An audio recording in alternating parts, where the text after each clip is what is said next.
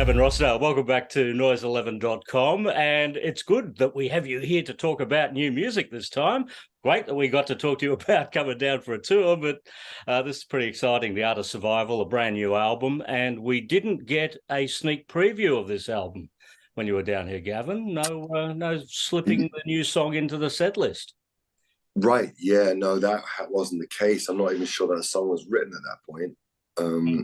So that was one of the later songs. And when we came down, we were just still had a few things to do. And we came down to you and then went to Europe. So it was really hard in between Australia and Europe. And in that sort of 10 days did a load. And there was in Europe, kept on getting mixes and options and this and that. And you'd be trying to listen on headphones and torture. Way better in the studio. But we got there, and I'm really excited about it, and I hope people will love it. You know? Well, were any of the Art of Survival songs written while you were in Australia earlier this year? Well, as I say, there's a few that I did when I went back. So in a way, as a songwriter, every day that I live is feeding me information that may pop out within a song context. So I had an amazing time in Australia, and I did some really fun stuff off of show days, namely like going to little beach towns or discovering like Chinatown, best noodle shop or whatever, different things, art museums, trying to do one interesting thing in the day slowly, because, you give it all to the show. The title, The Art of Survival, is an interesting title considering now the longevity of the career. And when we look at 16 Stone, well, I mean, you've been around since 16 Stone 1994. I actually went back to the year that came out to put it into context. It was the year of Corrosion of Conformity, Caius, Bad Religion, Pearl Jam's Vitology released that year, as was Pink Floyd, The Division Bell. They were still around. Neil Young, Sleeps with Angels, Rolling Stones, Voodoo Lounge. We had Stone Roses all the way to Tori Amos, Blur and Beck, alongside Rick Rubin producing Johnny Cash, The Prodigy, Hole. The first Oasis album came out that year. Soundgarden, Super Unknown, Green Day, Dookie, Beastie Boys, Ill Communication, Nine Inch Nails, The Downward Spiral, Notorious B.I.G, Ready to Die. Wow. And then along comes Gavin Rossdale and drops down an album. Isn't it incredible, considering what was happening then, that it even got heard? Absolutely. I mean, like, I wish, I didn't realize that. So we're extra lucky because that's a legendary list. There wasn't a turkey on the list there.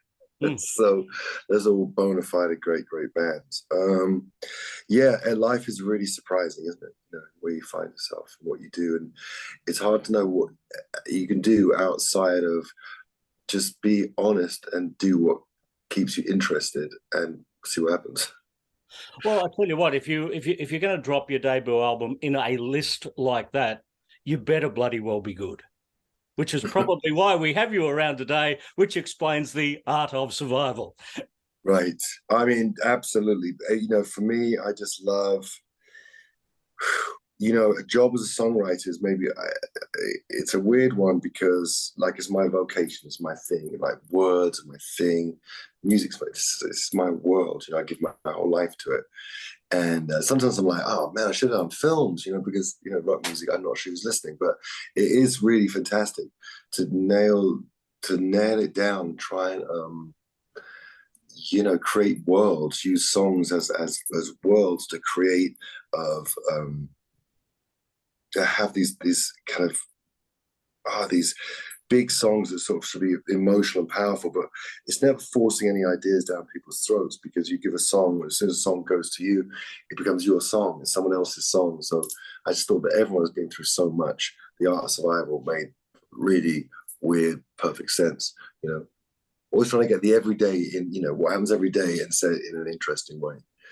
Well, what I'm hearing in the sound of this album, as I did in the previous album that we talked about before, was the sound of Bush in the 21st century, these last two records, sounds like the sound of Bush in the early days. It's like you've reclaimed everything that gave you the start in the first place. It's interesting because I got to the same destination you're referring to, but weirdly, albeit by a different system, a different kind of approach to music and tuning of guitars, and a bit more riff heavy, riff centric, things like that.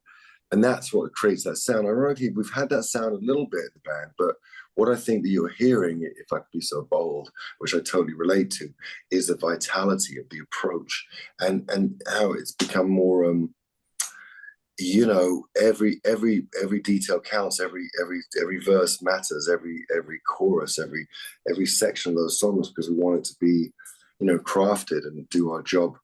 So it looks effortless. It just sort of creates a sound you want to live in, And I think that what I'm proud of with this record is the sort of the way that we I think we pulled that together, and these songs are all kind of journeys, Well, Heavy as the Ocean, the lead track from the record, and that to me is a very Bush sounding song, an obvious one to include immediately into the set list.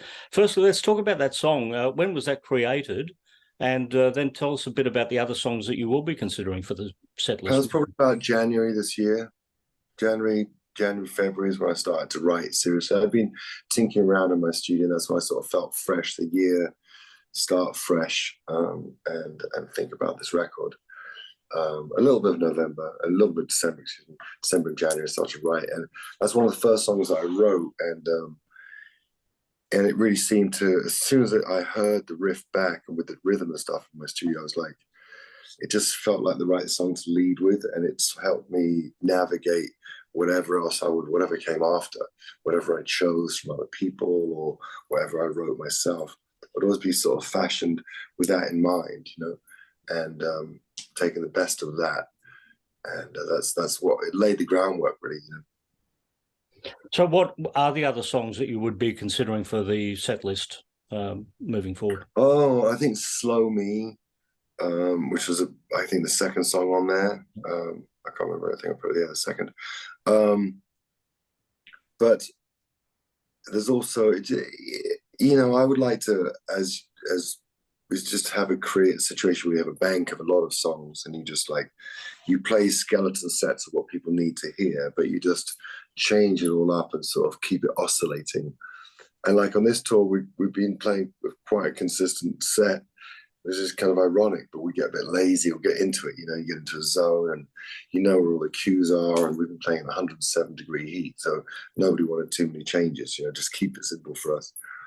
It's complex enough. But we'll see. It's going to be interesting because this tour has been predominantly about playing a lot of the Kingdom, like 5 or 6 songs off the Kingdom record, because it was like we had to give them the space and the air, and people, even though they don't know us, they'll know the song. They don't leave, and they sort of get excited about it. And then we play a song they do know, so pretty quick. A track like Judas is a Riot is probably the heaviest that this band has ever got. Is that a contender for a set list? I think any of these songs could be played. I mean, they're all, like for me, when to write them, it's like if they can't be on the set list with Machine Head, I shouldn't include them on the record. And I think that's the strength of the record, is that any of those songs could sit comfortably in our set and claim a righteous, just like more of what belongs to us. They could be like, we're here now, move up, and demand to be played. And that's exciting, So I hope that what you're recognizing is a vitality. And I think that maybe, just life does what it does. And now I sort of love to make music like this, and it's consistent with the Kingdom, and the next one will be the same kind of approach, because it's good therapy. I love the balance of when I saw the show in Melbourne in March this year, of the Kingdom versus all the other songs that you basically compelled to perform, like Glycerine and Come Down. I mean, they were the last 2 songs. Yeah. That's a pretty mighty ending. That's leaving Pretty the hard. next band with something difficult to follow, isn't it? I think that next band might have been Stone Temple Pilots, or it might have been Cheap Trick. Yeah, I don't know.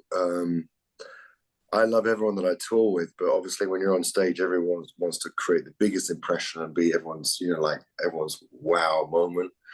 And so we're always going for it, trying to kind of be as bright as as a hot sun. And it's just good when you push each other on, and so everyone's going for it, and so everyone's endings are massive, and everyone's going nuts. You start seeing that, but yeah, it's difficult to not end with Come Down, because if we play Come Down, we don't know where to go after that. It's like the dressing room usually is the best idea. Well, you had a couple of Australian bands on tour with you. Did you get to see Electric Mary, by the way? Yeah, I saw. Yeah, I saw. Yes, I did. Yeah, they were sounding great. Mm. And Yeah. Rose Tattoo were on earlier in the set. How legendary are Rose Tattoo for you? I mean, down here, they're a band that were around with AC/DC and In Excess Midnight Oil. They grew right from that Wow. exact same era. Yeah, Um, yeah, yeah. Well, did you fair did you play get to a them. sense of the history when you were here watching them? I knew how much people loved them, so I went in and said hello to them. I introduced myself and said, so I said hello to them all, and yeah, it's. I think it's great when people sort of have long and interesting careers. It's fun, it's inspiring. So. Mm. And will there be Gavin Rossdale on the movies coming up? I do recall you made a pretty good sinister. Was it a devil type character or something that I saw? Devil's Embassy, Balthazar. Yeah, I hope so. I hope so. When I go back home, and it's one of the problems of being on the road, that I would love to be in touch with those guys, because they're making Constantine 2. I heard. So I'd be like, where do they go for lunch? I hope we do see you down here in 2023. It was a pleasure to be down here finally for 2022 after missing out on 2021. But I really look forward to hearing the Art of Survival songs live in concert, Gavin. So thank you for joining us. Thanks, mate. All the best to you. Good to see you again. Speak to you in a couple of months.